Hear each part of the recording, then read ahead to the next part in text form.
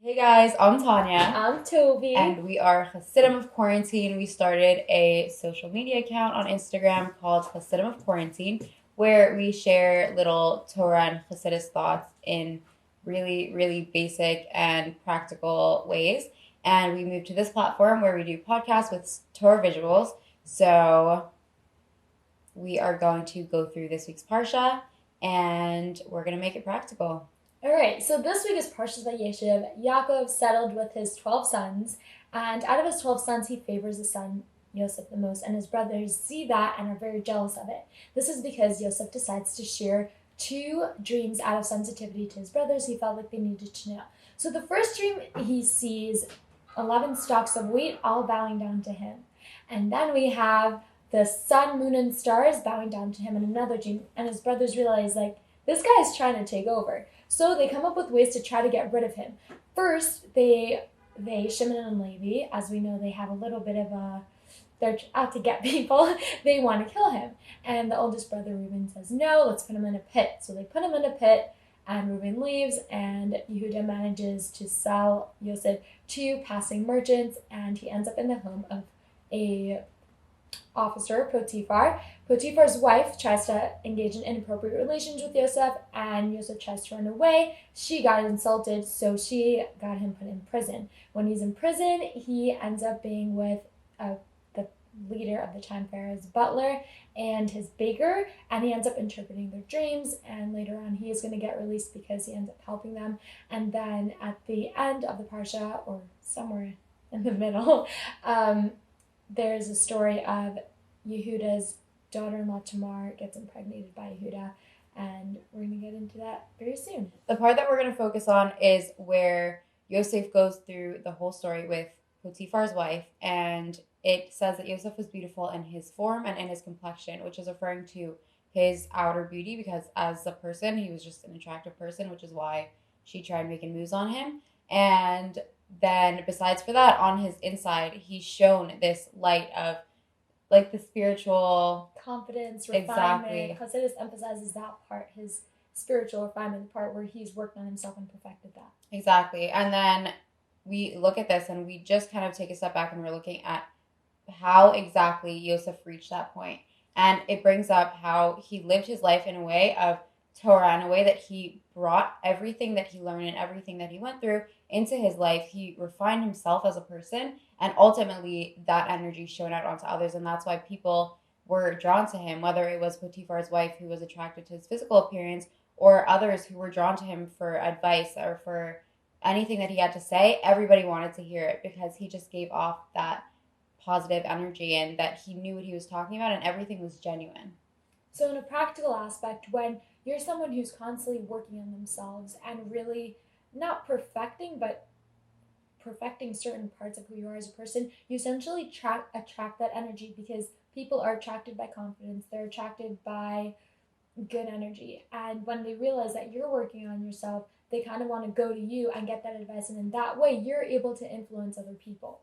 Okay, so we know that there's this, I guess, idea that we see in a lot of podcasts and a lot of people's writings where they bring up the whole mask on a plane thing. That when they announce on a plane that when the oxygen masks come down, you're supposed to put on yours before you help anybody else. And the reason for this is because ultimately you really can't help anyone until you yourself are safe and healthy.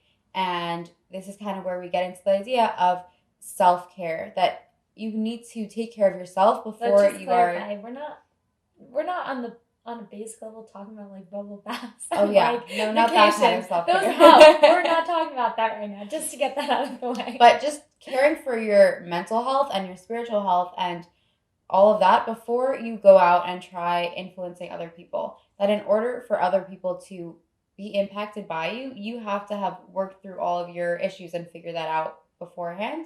And we talk about this thing with like a therapist. I mean, I would hope that it wouldn't happen, that someone would go to a therapist that would be challenged with, their own, like mental traumas or whatever it is.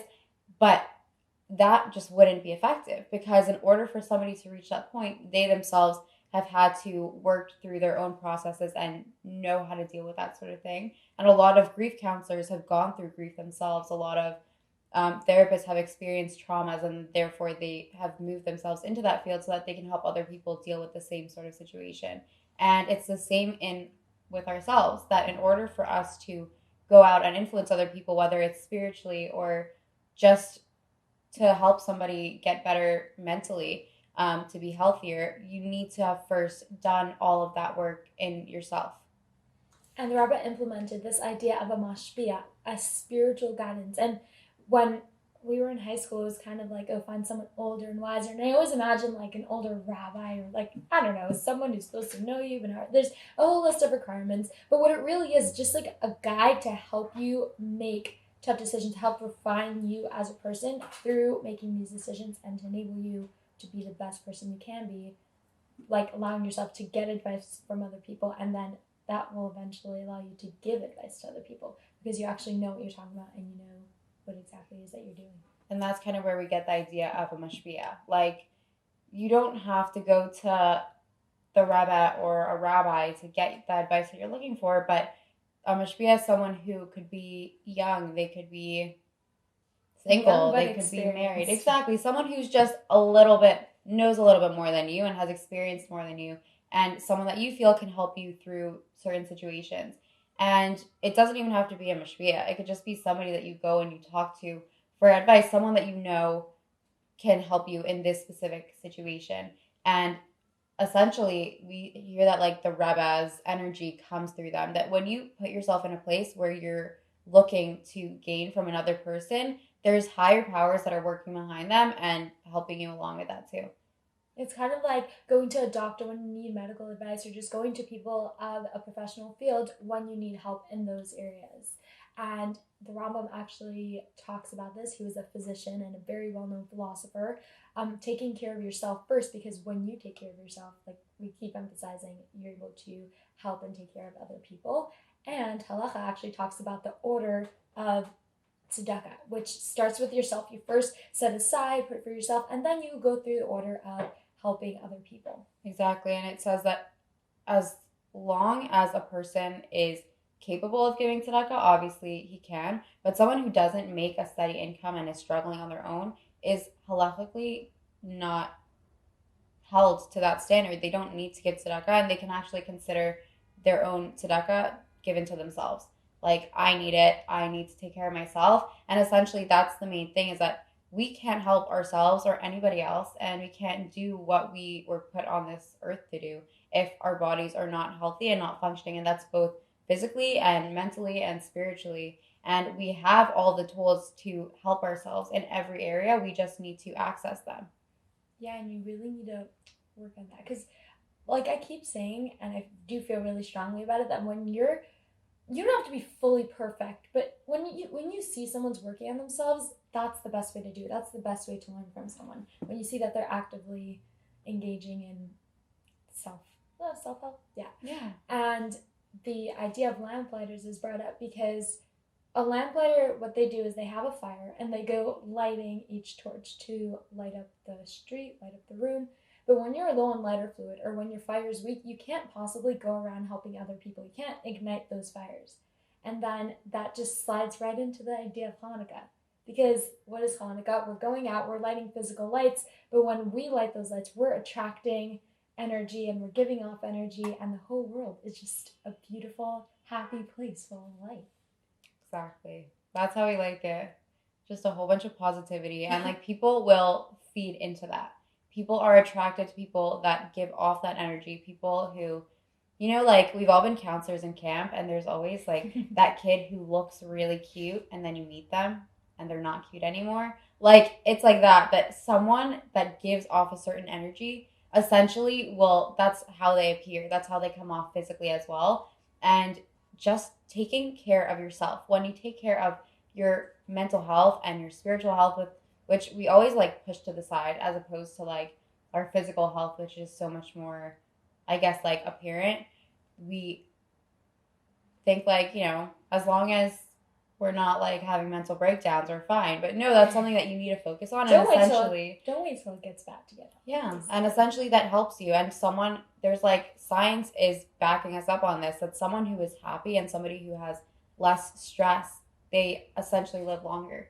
And it's because it really does affect you physically. Every single part of you as a person adds to every other aspect. And it's just, again, to Ferris, it's a balancing every single part of your life so that you can be the best version of you and then essentially reach other people and allow them to be the best version of themselves as well. We know that Yosef, he was beautiful, he was perfect in all his ways. And while we're not necessarily perfect, because he had this energy about him, he was able to attract and influence others. So what we're trying to do is kind of work on ourselves in order to give that to other people, because we do have something to contribute, and people definitely have something to take from us, and we're just always striving to be better and better. And by taking this good energy and infusing it and lighting up the world, especially on this auspicious holiday of Hanukkah, and yeah, that's where we send it off. Yeah, and don't wait to get the help that you need, and don't wait to tap into those tools, because essentially you're helping everybody, yourself and everyone around you. And good vibes all around. Exactly. All right, if you guys have any questions, feedback, comments, hit us up at Chassidim of Quarantine on Instagram. Email us at chassidimofquarantine@gmail.com. Yeah, you can find us on Spotify, YouTube, iTunes. We're everywhere, so you could Google us. We're probably on Google. We're all over the place, and we really do appreciate your feedback, and we look forward to hearing from you very soon. Stay safe, stay strong, stay connected.